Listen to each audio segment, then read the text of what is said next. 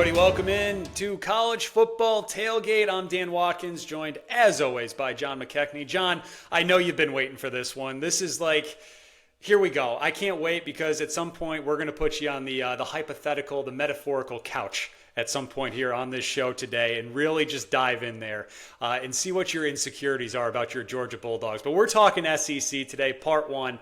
How you doing, man? I'm doing well.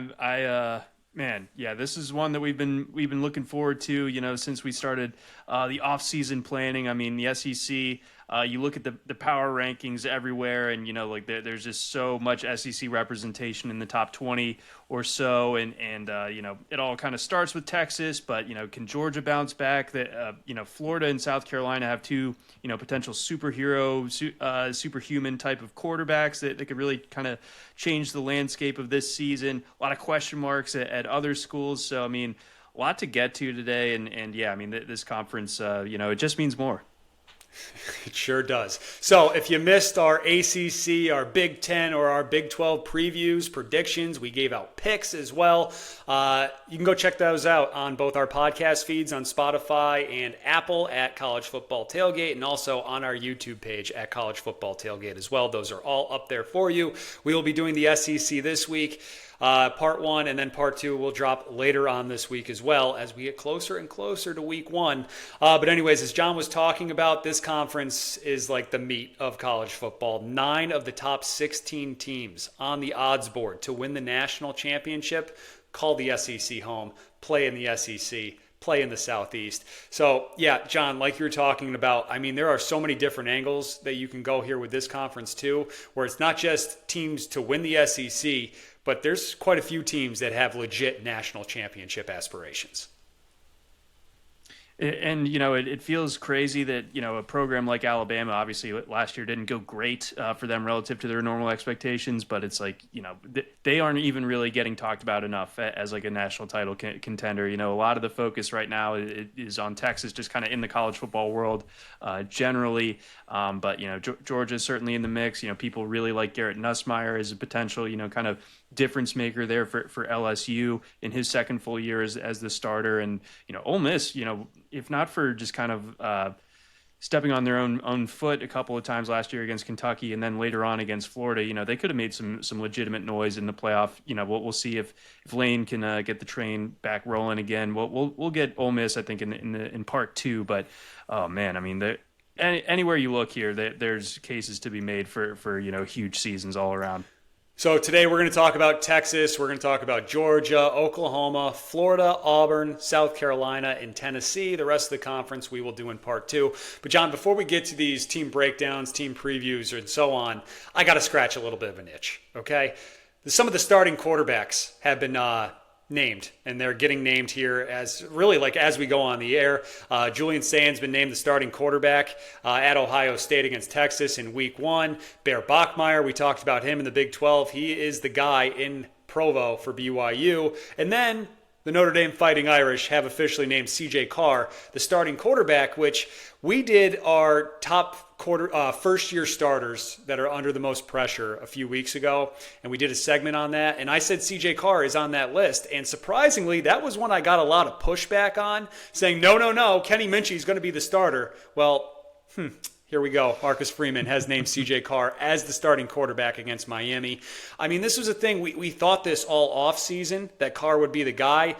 I know they had some scrimmage tape that came out, and Minchie did look really good, and Minchie is a high recruit, just like Carr. But this was CJ's job to lose, so I'm not surprised whatsoever that he has officially been named the starting quarterback, and I think some of that discourse, if you will, was because Marcus Freeman might have just been dragging his feet a little bit to make the announcement.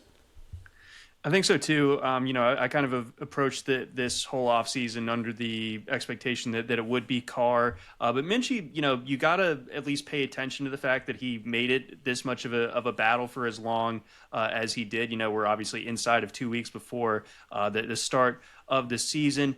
And I do wonder, with how well Riley Leonard was able to operate the QB run.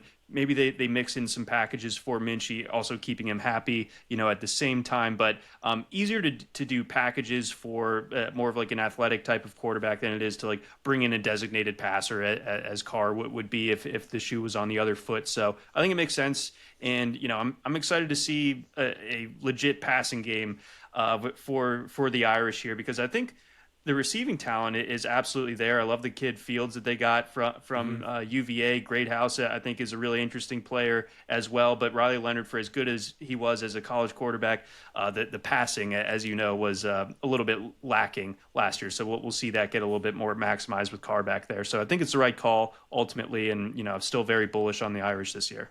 Yeah, and it's one of those things, too, where college football is so different from the NFL, where in the NFL, it really is true when they say if you have two quarterbacks, you have none. In college, it's totally different, where you see teams put in packages and so on for different guys just because you have so many, especially at a program like Notre Dame, where you're going to have so many like highly recruited kids that you got to get them on the field or you risk losing them with the portal and all that. 100%. All right, so we'll talk more Irish and Notre Dame next week, I think, as we get closer to the season. That'll be the last full team breakdown that we do. We'll do that next week for you guys leading into week one. So let's talk a little SEC.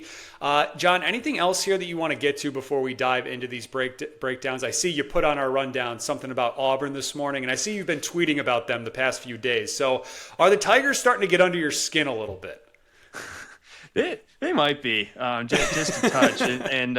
I just think it's the idea of claiming a national championship is so funny, and it's so funny that this sport kind of leaves open the avenue where you can kind of do that. It's like, well, 100 years ago, I'm just going to go ahead and say that we were the best team, and we got the banner made up. We're going to hang it, and that's that. All of a sudden, Auburn has 4 more national championships than we thought they did as of like 6 hours ago. So interesting play by Auburn there to do that. And yeah, Auburn also going to be, I believe, retiring Cam Newton's number before the Georgia game. So as if I needed any more stress about that game, the Jordan Hare juju effect, it gets a little bit crazier when something like Cam Newton, the program legend, other than Bo Jackson, is in the house there. But yeah.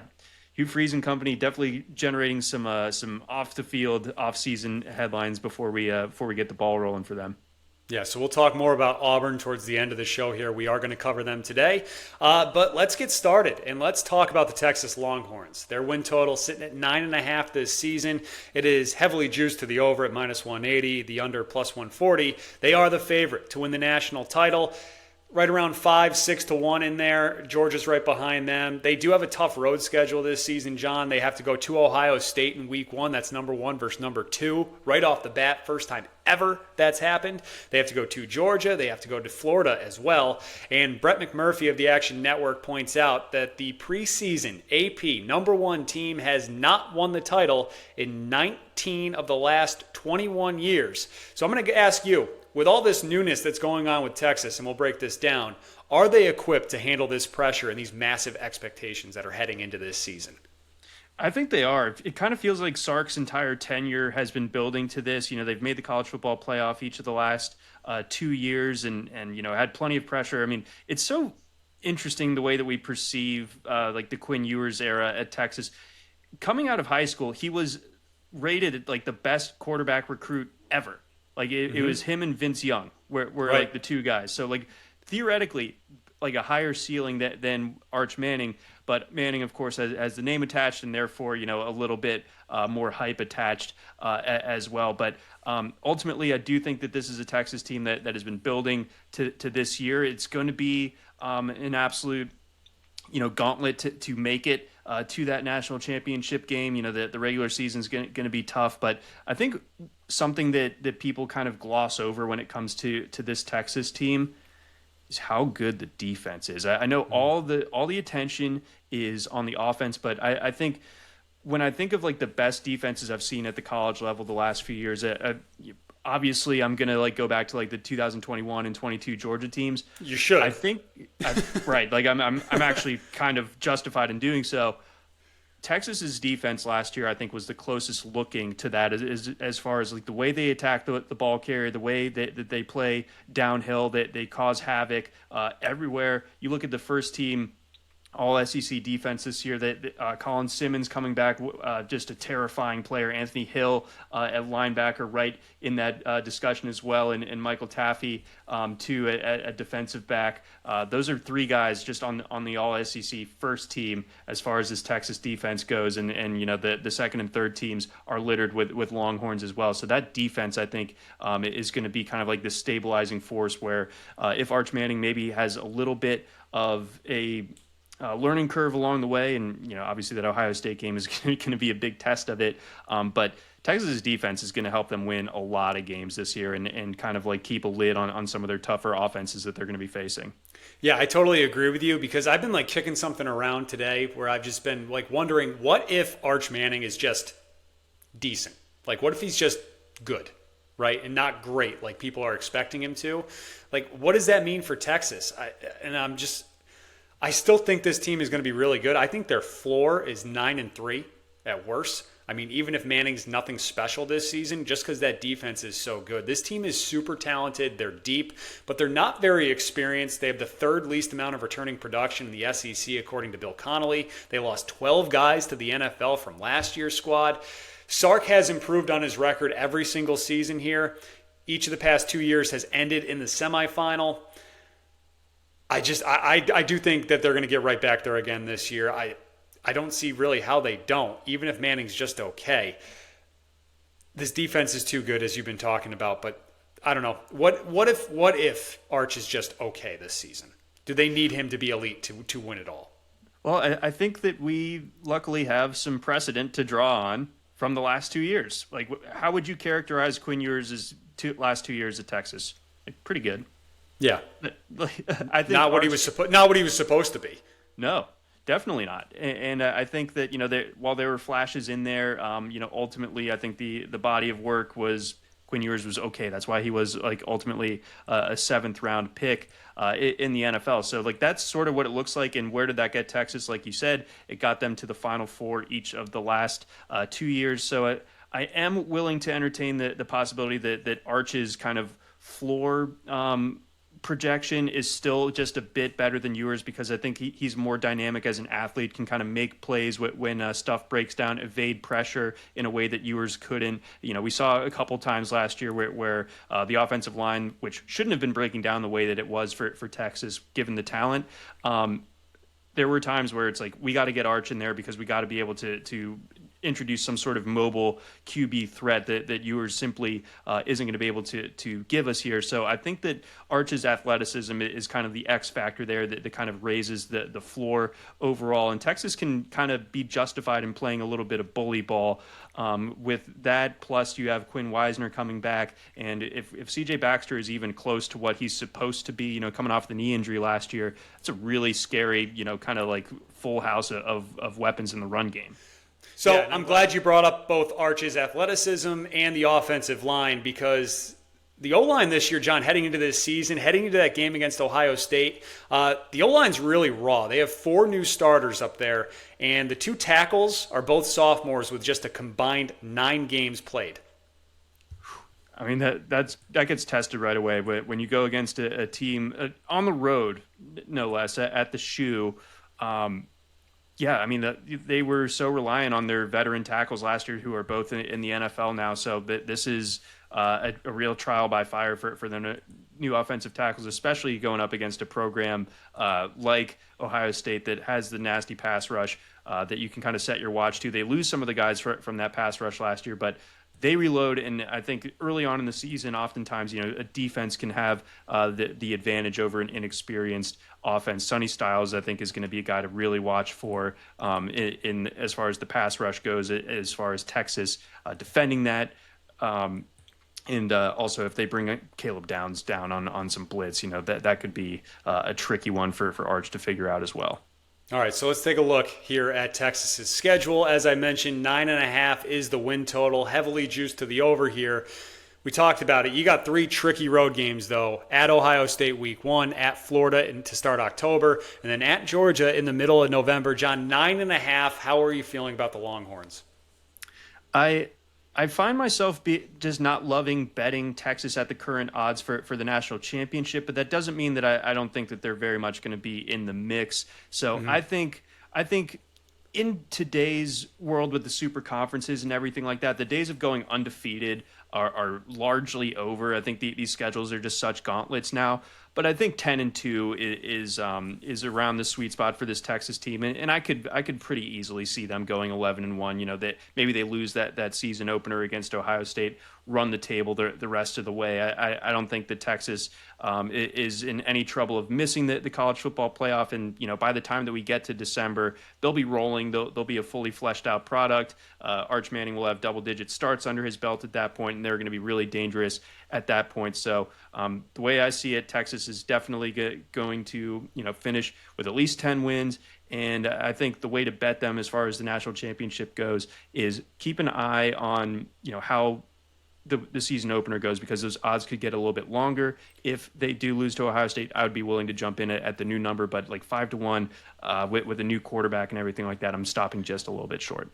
Yeah, that's one of the things that about this opener against Ohio State that I just can't wait for on either side, because the winner, it's going to be national championship, here we come. The loser, it's going to be sky is falling and Chicken Little and all that kind of stuff. It's going to be excellent. But if Arch Manning does live up to the hype here, I think we're entering the golden age of Texas football. If he is as good as advertised to go along with an elite defense, maybe the best in the country, good luck to anybody else that wants to stop them for probably the next 2 seasons.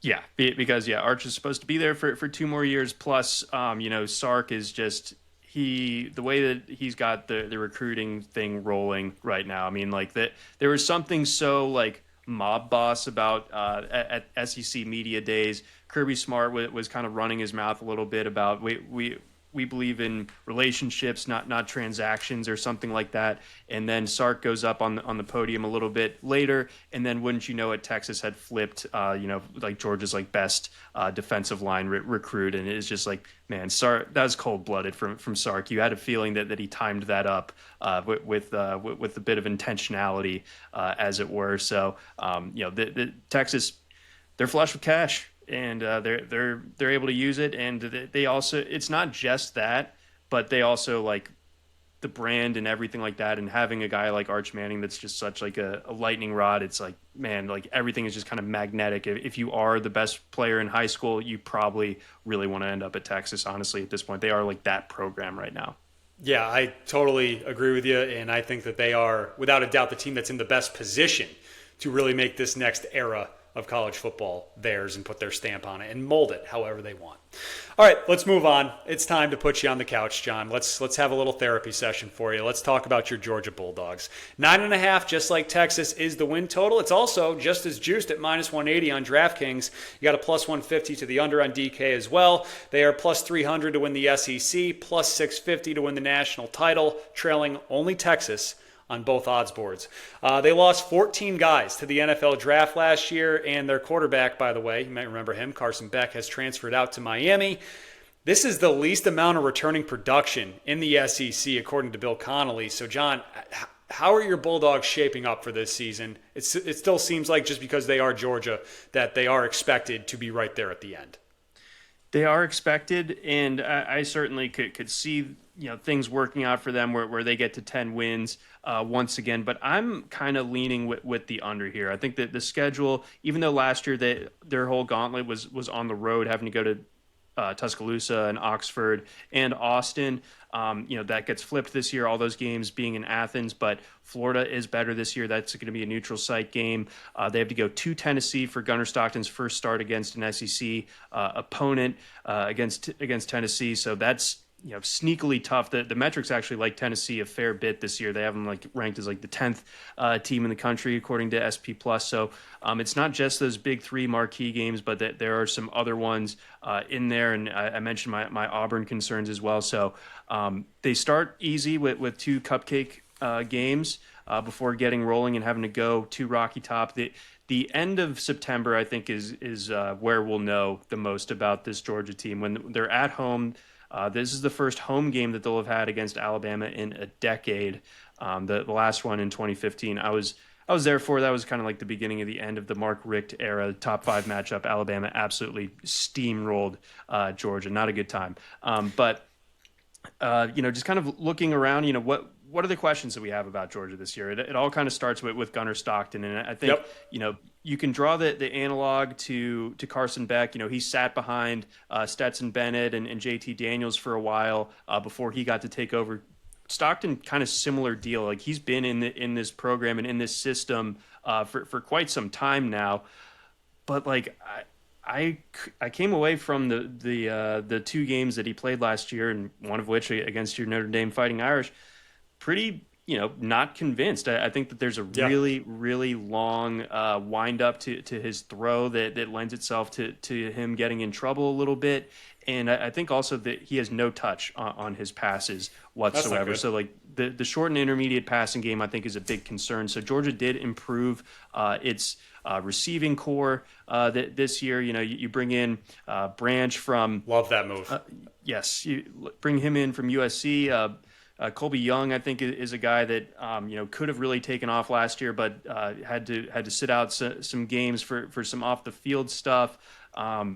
They bring in a guy from Texas A&M as well, so that it's a pretty stocked room as far as like the pass catchers go, but especially relative to last year. Last year was not a good group of weapons. So Stockton will have that working in his advantage, but he needs to kind of deliver on his own. And then lastly, if Stockton's not good, they got to get the run game going.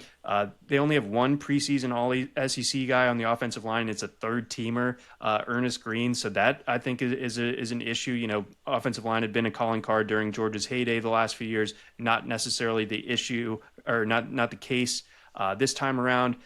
I like Nate Frazier. I don't love Nate Frazier. I think that he's exactly like pretty good, but I don't think he's like this massive difference maker necessarily. So they can't run the ball and the passing game is shoddy and they lose to Alabama, it would not surprise me if the backup quarterback becomes the most popular guy in Athens, Ryan Puglisi. So keep an eye for that. I'm kind of drawing the line. If Puglisi starts a game, it will be the first week of October after the Alabama game, if Georgia is to lose that one. So there's a lot to dissect there, but I want to start with this. I kind of and I was workshopping this before we went on today and started recording. What if, I guess, how do I want to put this? Is it actually a good thing and better for Georgia that their quarterback this year, that there's some concern and question marks and that he's not as high profile or well known as Carson Beck was the past 2 years? That's really going to force Kirby Smart and this offense to run the ball. And I know you have your concerns there, but doesn't that, I don't know, does that make you feel better that they might be getting back to more traditional Georgia football where they were at a couple of years ago before Beck took over at QB? Yeah, they are going to need to I see what you mean there. Right, absolutely, get back to using that stable of running backs, rotating guys in and out like they did with who's McIntosh and James Cook and all those guys, where they can just have that stable of backs and just basically tell Stockton, don't screw it up. Yeah, I think that they're going to need to. I think that they also have the tight end personnel to kind of run those jumbo packages and kind of have more blockers available for Frazier. I do like the hammer that they brought in from Illinois, Josh McCray. I think he's pushing 235, 240, something like that. So he could be a good short yardage option there. And I think Stockton, a bit more athletic than Beck was. So,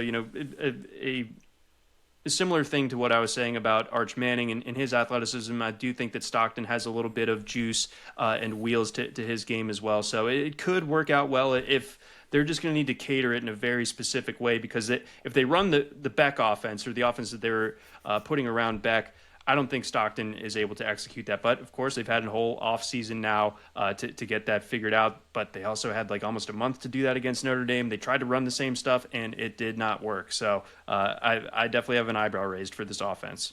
So before I pull up their schedule here for us, I do want to ask you about the defense. Last year was a down year by Georgia standards, really across the board.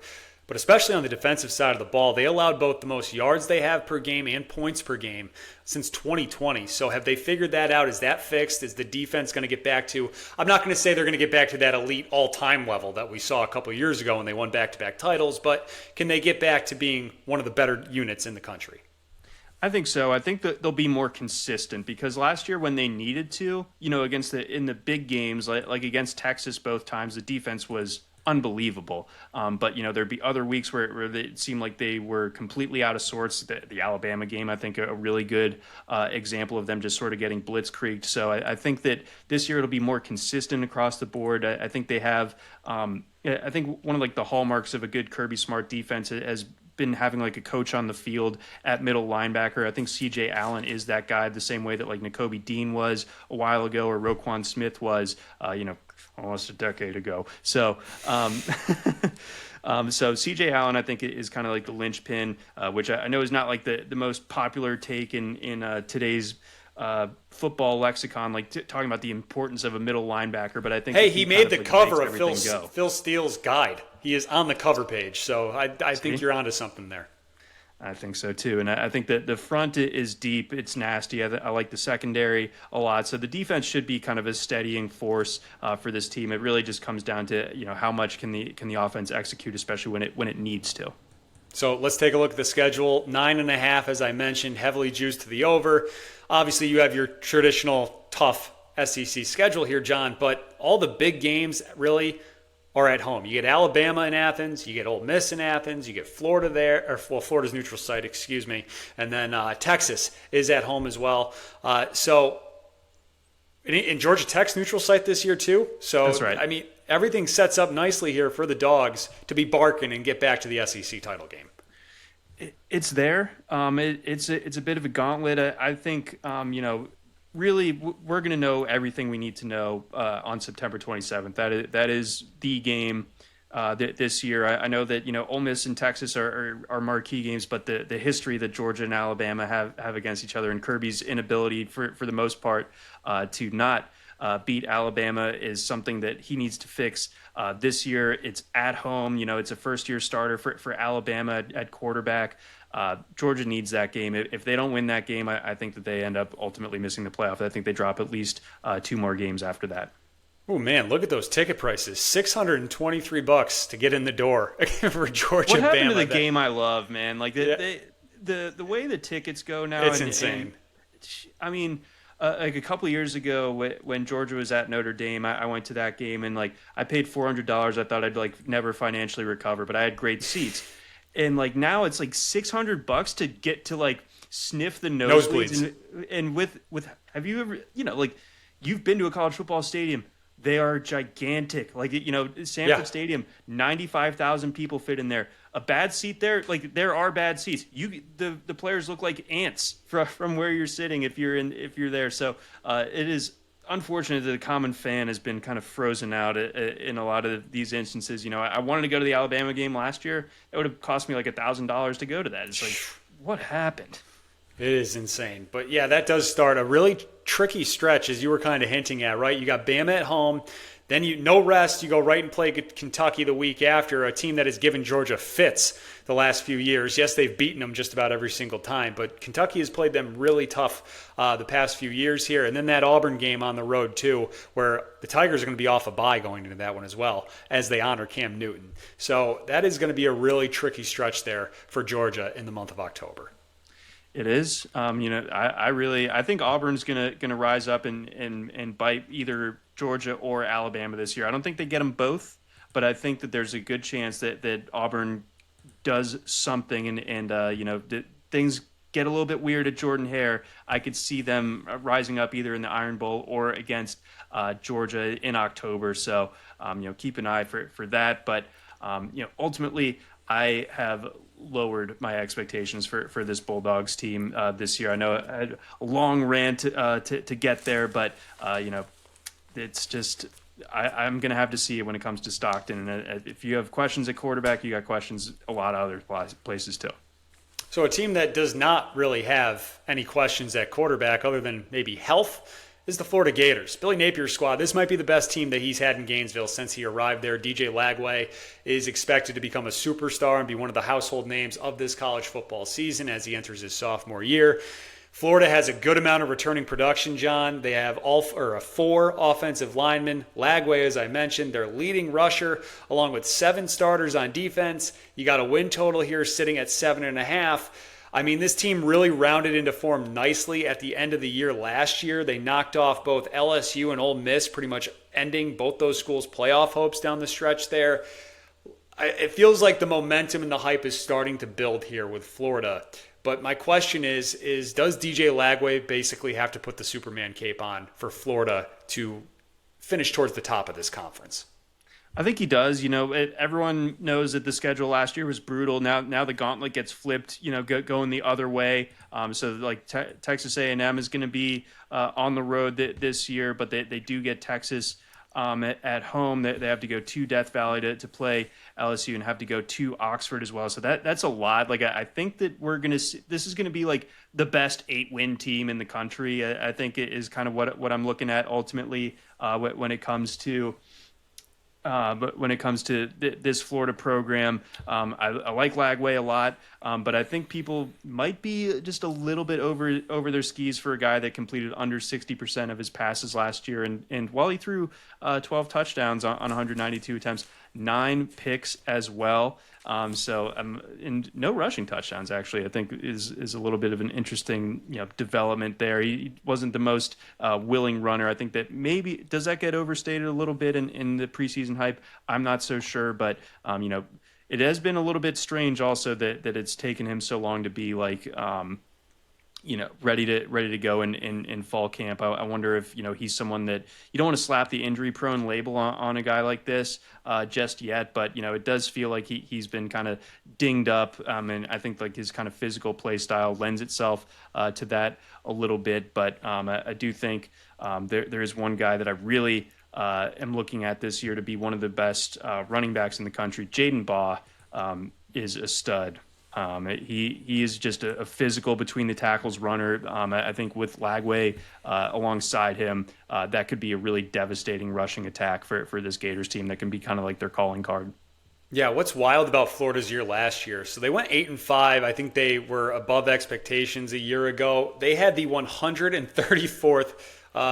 They ranked 134th in lineup stability, according to Bill Connolly. This team had injuries all over the place, yet they kept rattling off wins, especially towards the back half of that schedule. As I mentioned, they closed out the regular season with 3 straight wins, knocking off both LSU and Ole Miss at home. This schedule, as we look at this 7.5 for this year, it just might be too tough for them to get to 8 wins again. They have an absolutely brutal 4-game stretch in 5 weeks here where they have to go to LSU, to Miami, they get Texas at home, and then they have to go to Texas A&M. And I will pull that schedule up for us too here. But I don't know, John, once again, I'm looking at this schedule and I'm just like, oof, if Lagway's not completing passes, getting to 8 wins is going to be very tough for them.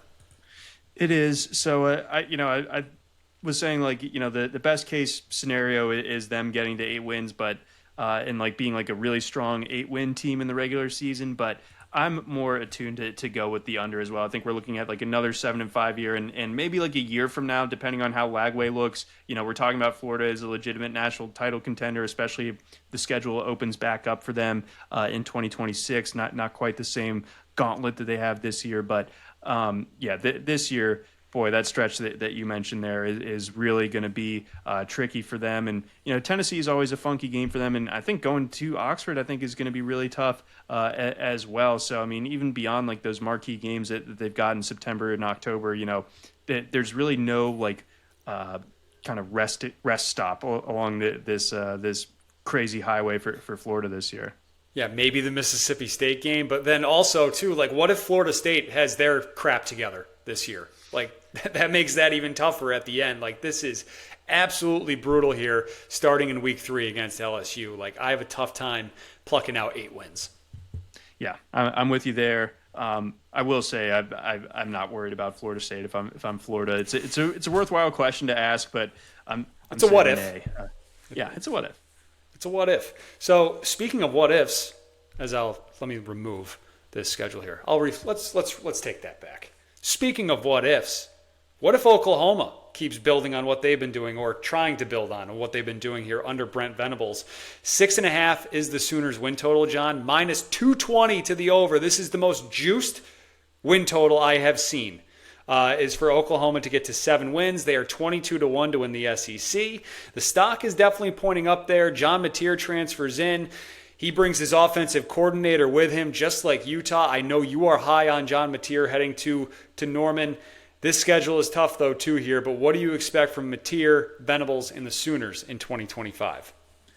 So, when they hire Venables, you think it's like, something that's going to really help the defense and kind of give this program like kind of a hard-nosed edge to it that, kind of reflects Brent Venables. And the defense didn't really do that those first couple of years. But last year, I think it showed some legit signs of stepping forward and kind of embodying like the Venables style. And I think offensively that's been kind of like the missing piece. You bring in, you do such a good job on the recruiting trail. You bring in Jackson Arnold, who's a 5-star, and it just doesn't work out. Or, you had Dylan Gabriel a couple of years ago.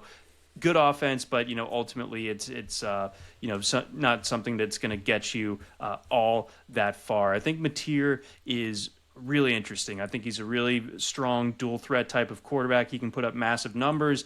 He's going to have huge games in front of him to kind of like prove himself as a legitimate prospect, or maybe Heisman contender potentially, depending on how things go. And I think sneakily the Jaden Ott transfer get for them, the running back out of Cal, is really significant. They've kind of, Oklahoma's sort of like Georgia.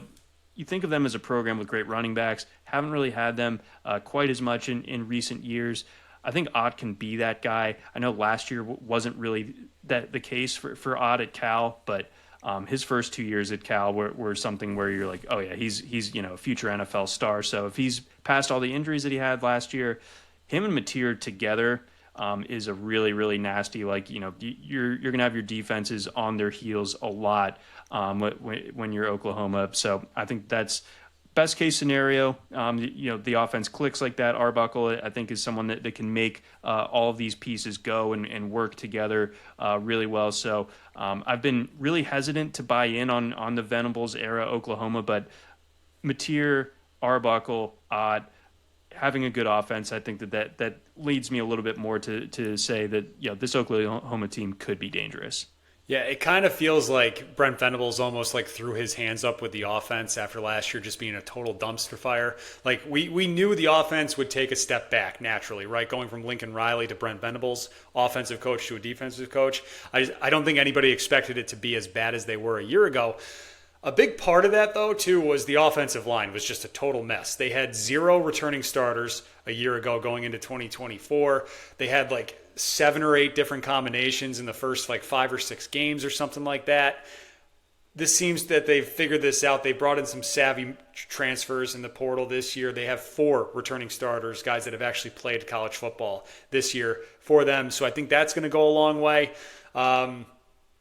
But as we look to this schedule, and it's just so heavily juiced, I still have my questions about Oklahoma, just especially because I'm not sure they're quite ready to get back to that upper tier where they were in the Big 12. I'm not sure they're there to sneak into that conversation in the SEC. And let me pull that up for us too. Oklahoma, they ease in there with Illinois State, and then they play Michigan at home in week 2, which is going to be the first real test for Mateer. But looking at this schedule, can you find 7 wins here? And that is a brutal second half, too, by the way, starting with the Red River Shootout. Right. And I do wonder, sort of like what I was saying about Auburn, like, does Oklahoma find a way to beat Texas? The way that I think that Auburn can kind of play giant killer at least once this season. But at South Carolina, I think it is really rough. I think Ole Miss is a really bad matchup for them. If Tennessee's offense is rolling, if Heupel has his stuff together, then that's going to be tough for Oklahoma as well. So I'm staying away from this total. If I have to give a lean, I'm saying I will take the over. I will kind of pay attention to the juice where the books think that 7 is doable, but anything beyond that, I think it is asking a little bit too much here for Oklahoma. And ending it against LSU is also no picnic either. So it's going to be a slog to get there, but I think that they can get to 7. I don't like them to do anything more than that, though. Yeah, I'll have some more to say about Coach Venables coming up in a little bit when we talk about coaches that are under the most pressure this season. Moving on, let's talk about Tennessee, the Vols. Their win total sitting at 8.5 plus 125 to the over, minus 145 to the under on DraftKings, 35-1 to win the SEC. John, I look at this. Joey Aguilar named the starter this week. They're coming off a season where they had their best defense since 2009. I personally cannot trust Tennessee to do that again and put up those kind of numbers where they allow just 16 points per game. I got questions about this offense too. Without even really diving too much into this schedule, I'm just automatically looking at an under. I think there's going to be some regression there in Rocky Top. I do too. I'm kind of out on this Tennessee team. I was surprised that the computers like them as much as they do. With SP Plus having Tennessee ranked fairly high at 12 and FPI at 8. So, I mean, the computer average of the number 10 team in the country when it's Joey Aguilar, who's, he was going to be jumping up to UCLA. And then, obviously made a trade. Nico thing. Interesting kind of a butterfly effect, transfer portal stuff there. But, Aguilar was a fine quarterback at App State. Just turnovers, man. The turnovers are the question with him. He's got at least 10 picks in each of the last 2 seasons. I mean, you got Tennessee, right? They lost their quarterback. They lost their running back who set the school rushing record last year. They lost 4 offensive linemen and their top 3 wide receivers. I can't bank on this defense holding teams under 20 points a game again. No, and the defense did lose, some big pieces of it. James Pierce obviously was kind of like the big one of that, but they only bring back about 60% of their defensive production, so it's good, but it's certainly not like, oh yeah, this is obviously a unit that's primed to get even better than it was a year ago. So big test for them in week 3 for both Georgia and Tennessee when they face off in Knoxville. If it goes the way that it has in recent years for Tennessee, where they kind of get boat raced by Georgia, then all of a sudden, the wunderkind type of hype that Heupel was getting for the last few years, he's an offensive wizard, all this, maybe that starts to get questioned just a little bit. So I think we do need proof of concept when it comes to this offense, because it still feels like they're getting credit for the 2022 season with Hendon Hooker. We haven't really seen an offense close to as good as that each of the last 2 years. And when you plug in Joey Aguilar, how convinced can we be that it's going to be right back to that Hendon Hooker year? I'm not there. Yeah, so I got the schedule pulled up for us right now. They do have a bit of a soft opening there. They play Syracuse. Cuse can score. I think they'll be able to put up some points. That game might turn into a little bit more of a shootout than Tennessee's hoping. Then you got East Tennessee State, and then it gets going there with Georgia. I can easily, I think, find 4 losses here on this schedule, especially if Oklahoma takes that next step like they're expected to.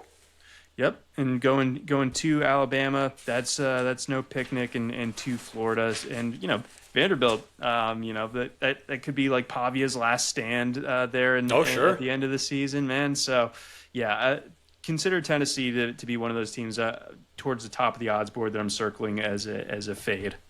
All right, so we're moving along at a good pace here. We got 2 more teams to break down on this show today. We will do the rest on part 2. All right, let's talk about South Carolina, a team that's got a lot of hype going into this season. Shane Beamer's squad. The 7.5 is their win total. The over sitting at plus 140. The under minus 165. So pretty juiced to the under there. 33-1 to win the SEC, plus 3,300 if you're looking on FanDuel. They rattled off 6 straight wins to close out the regular season a year ago, including 4 of them against ranked opponents. We know Lenore Sellers is an absolute stud, but I'm going to ask you the same question with Sellers that I asked you with DJ Lagway at Florida. Does he need to be Superman for South Carolina to get to that 8-win mark? I think he has to be Superman more than Lagway does, because I don't love this group of talent around Lenore Sellers. He's going to have to do everything. We're not even sure if Rashul Faison is going to get eligibility in time. He's at the top of the running back depth chart.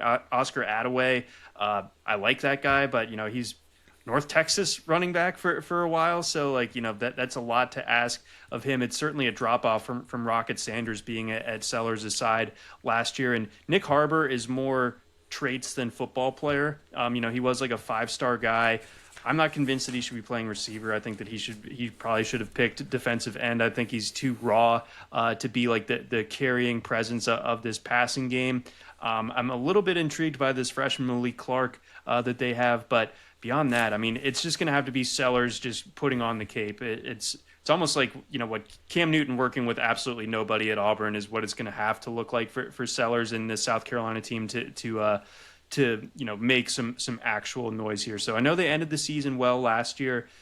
You'll remember this too. A couple of years ago, they knock off Tennessee. They played Notre Dame tough in that bowl game. And it's like, oh, South Carolina, you got Spencer Rattler coming back. This is going to be a big year. And they fell flat on their face. And I just wonder if Beamer's kind of like that coach where when there's expectations, he crumbles. And when everyone is looking elsewhere, that's when they have the good teams.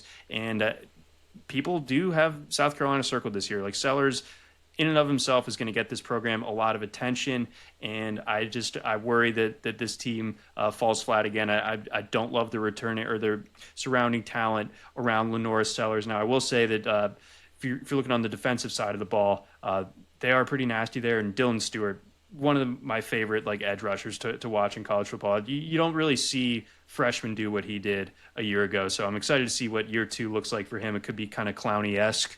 For him to helmet scout a little bit. But Stewart, I mean, how do you have arms that long? It's crazy. Yeah. And as you point out in our notes, Shane Beamer really has had a tough time putting together back-to-back good seasons since he became the head coach there. As we've just seen them go up and down like a roller coaster. Last year was a really good year, so that would mean this year, do they go down if that trend holds? Yeah, I'm looking at this schedule right now, John. They do have a chance, though, to get off to a nice start, especially if they can beat Virginia Tech on that Sunday of Labor Day weekend, where they can continue that momentum from last year heading into their bye week, That first game after, though, they're at LSU, and that's when things really crank up for this team. So I'll pull up their schedule here for us. As you were talking about, getting them to 8 wins could be really tough, especially they need to have probably 5 in their pocket heading into that bye before LSU. Right, because like you said, then you get at LSU, you get OU, Bama, Ole Miss, A&M, and then Clemson with revenge on their mind from last year. That's an absolute gauntlet to end the season. So, I'm going to kind of follow what I was kind of teasing out there earlier. As much as I love Lenora Sellers, I'm worried about the rest of this team being enough to all these other teams that is kind of a coin flip game have much more complete rosters 1 to 22 on the starters than this South Carolina team. So I could be wrong, but on paper, everything is telling me that this is a team that wins 7 games or fewer. Yeah, but one thing to keep in mind though, folks, when you look at this schedule, especially once you get to that LSU game, those next 3 games are all played in the month of Cocktober. And you can't doubt South Carolina in Cocktober. We know that. We've seen that in the past. So wild things happen there in Columbia, South Carolina during the month of October. That place is a house of horrors for me. Went there twice as a student, and both just crippling losses for the Dogs. I've heard it's an incredible scene. The vibes there are absolutely insane. Loud. Best tailgate I've ever been to also. I got to give credit to South Carolina for that. Better than Ole Miss. I've been to Ole Miss twice. I've been to South Carolina twice. I like South Carolina's tailgates better. Ole Miss is number 1 on my list, I think, to get to the Grove and just go check that out because that just it was pretty sweet. Seems like a heck of a time. All right, we got one more team we got to talk about here, John. Let's talk about the Auburn Tigers. We hinted at them a little bit towards the beginning of the show. 7.5 is their win total, heavily juiced to the over at -170. They are plus 2,200 to win the SEC. They're going to have one of the most veteran offensive lines in the country this year, Hugh Freeze is. And I think that's a good thing because the quarterback situation is a total toss-up right now. Jackson Arnold comes in. You got the big-time recruit in Deuce Knight. Another quarterback whose name is just slipping me at the moment. But anyways, Freeze said he might play all 3 of them in week 1 against Baylor. So that goes to show this is truly still a competition here. But your take on Auburn as we head into the season. I'm hoping for Freeze's sake, at least, that he's kidding, or that he's just like doing a smokescreen when it comes to that. You go through all the trouble of bringing in Jackson Arnold. You probably need to play him. And we talked about that Do you, season though? opener. I know it was really bad for Jackson Arnold last year. I think he kind of got in his own head. As a freshman a couple years ago at OU, like he was kind of letting it rip a little bit more, and then last year was really gun shy. As we saw, 5.8 yards per attempt. That's abysmal. But he had a 12-3 touchdown to interception ratio. So like he was almost like conservative to a fault with like cleaning up the turnovers. So he needs to be more of himself. I think for this all to work out, and Freeze. Maybe it hasn't shown so much, but he hasn't really had a whole lot to work with as far as the quarterbacks go. Peyton Thorne being like the main guy to kind of lead the opening of the Hugh Freeze era at Auburn, that's not going to be enough. Like he wasn't anything special at Michigan State, I didn't think. So fresh start as far as that the offense is concerned. I'm willing to defer to the idea that Hugh Freeze is a good offensive mind, but this is kind of the last year for it. And then adding on top of that, really good transfer portal class, 8th in the country, and I think that their top 2 receivers is arguably like a top 5, top 3 type of tandem in college football, with Cam Coleman, who looks like just a total, he's just different, and then Eric Singleton, who they brought in from Georgia Tech. So it's all there, it's all around for them to really do something special as far as like this offense is concerned. We have a lot of unknowns as far as the running backs go, which is kind of weird for Auburn. But ultimately, I think that this is a team that kind of gets up off the mat after a really disappointing opening stanza to Freeze's tenure. So Auburn's win total sitting at 7.5. They have not had 8 wins in a season since 2019. That was Bo Nix's freshman year. They have 4 straight losing seasons on the Plains too, so that's stacked against them. You got the quarterback situation as well, John. I'm looking at this roster, and I feel like this roster is built for 2026. I feel like they're 1 year away from really elevating to that next level. I just can't quite get them to 8 wins this year, just because I have questions about such key positions like quarterback.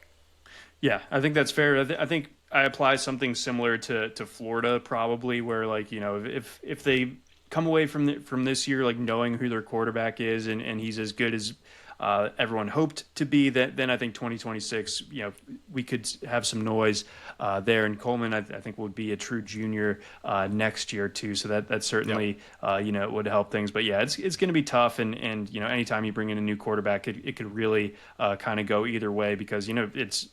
With Arnold, it's gone, either way. Like you have a 5-star quarterback, but he's bad. These recruiting rankings can go by the wayside sometimes. But all things, we've kind of like with each of these teams circled like the inflection point of their season. Auburn's, I think, is right away.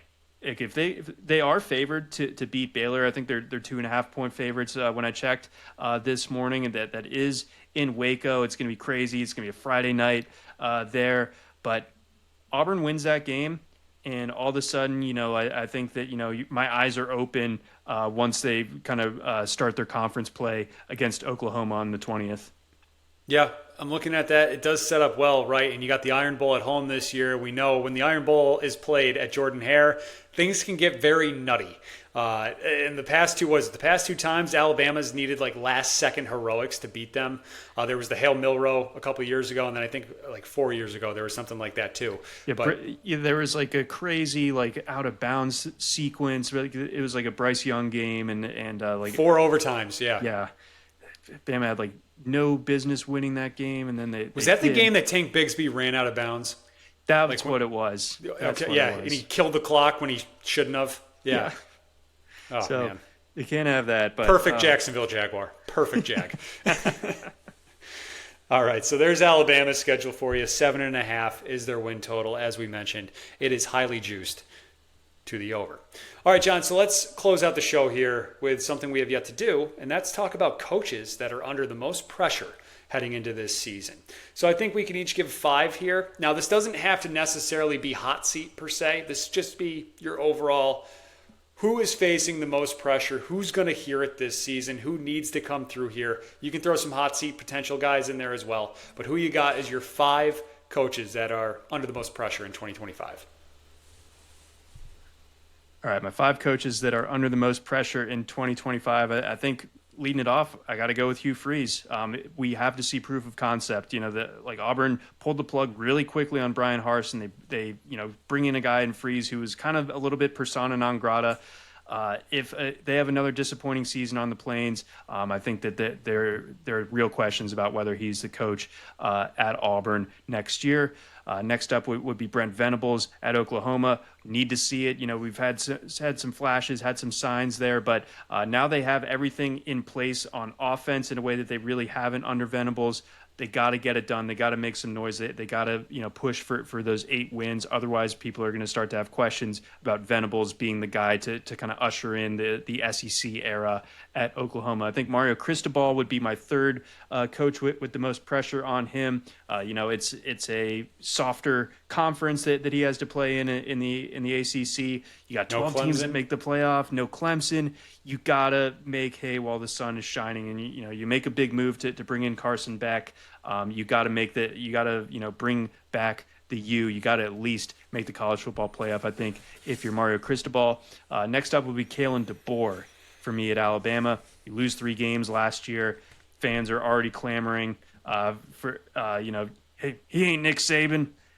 You gotta kind of get it done this year. I think you have to at least make the college football playoff if you're Kalen DeBoer. Otherwise, it's going to be that. He's not going to get fired or anything, I don't think. But you have some unconscionable losses to Oklahoma and Vanderbilt last year. You cannot have those type of slip ups this year if you're DeBoer, and you're going to have kind of like the faith of the Tide faithful still remain within you.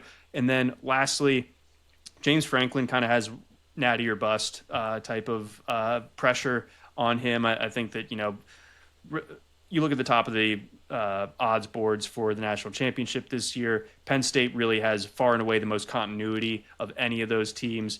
You have that kind of experience advantage. I think you need to leverage that. You have the talent that's right on par with everybody else, but you have a team that has played together for this long. Franklin's got to get it done this year. He's got a lot of pressure as well. I like your list a lot. I think we have a lot of similarities here, so I'll quickly run through mine. I'm going to go from 5 to 1 here. So these are top 5 coaches with the most pressure in 2025. Number 5 for me, Brian Kelly. Brian Kelly was not brought to LSU to go 9-3 every season. I think he needs to take that next step, get LSU into the playoff. He has a great returning roster this year. It's one of those things where now's the time for BK to take that next step down there in Baton Rouge. But I will say, though, if he loses another Week 1 game and is now will be 0-4 in Week 1 since becoming the Tigers coach, it could start to get a little toxic, I think, there down on the LSU message boards. Number 4, Lincoln Riley, right? The record has gotten worse each year in Southern California. He has to get this thing going in the right direction. They were 1-5 in 1-score Big Ten games last year, and they led in most of those too. They could not seal the deal and finish things off. The defense has gotten better. I do think it will take another step, but Lincoln Riley really badly needs to get to 8 wins this year.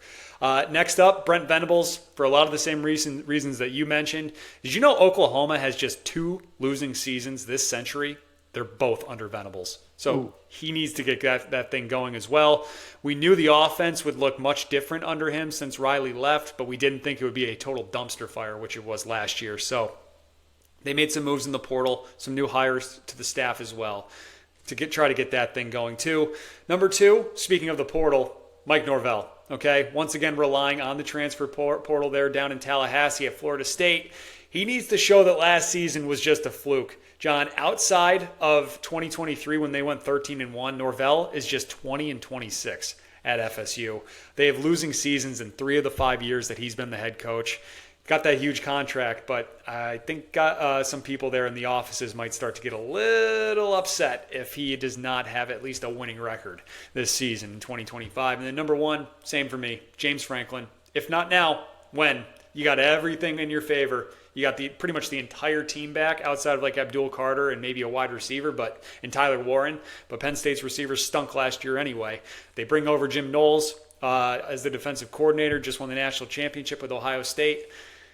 show me, James Franklin. Like, you got to advance far into the playoffs, probably win the Big Ten to like really live up to the hype, because the big knock on him has always been he can't win the big one, right? So you got everything working in your favor this year. So show us. Basically all I have to say. And what's crazy also is like they made the like the semifinal in the college football playoff last year, but that he still was unable to shed the can't win the big one because Penn State had the easiest draw. Everyone saw it right away. It was SMU at home and Boise State. It's like, man, like they get a free pass to the semifinals. So like he still, despite being one of the last four teams, still was unable to shed the can't win the big one moniker. All right, yeah, I agree. So got to show us. All right, that's going to do it for us. SEC preview part 1, and we will be back with part 2 later this week. John, a pleasure as always. We're getting closer and closer here, almost through all these. Good luck.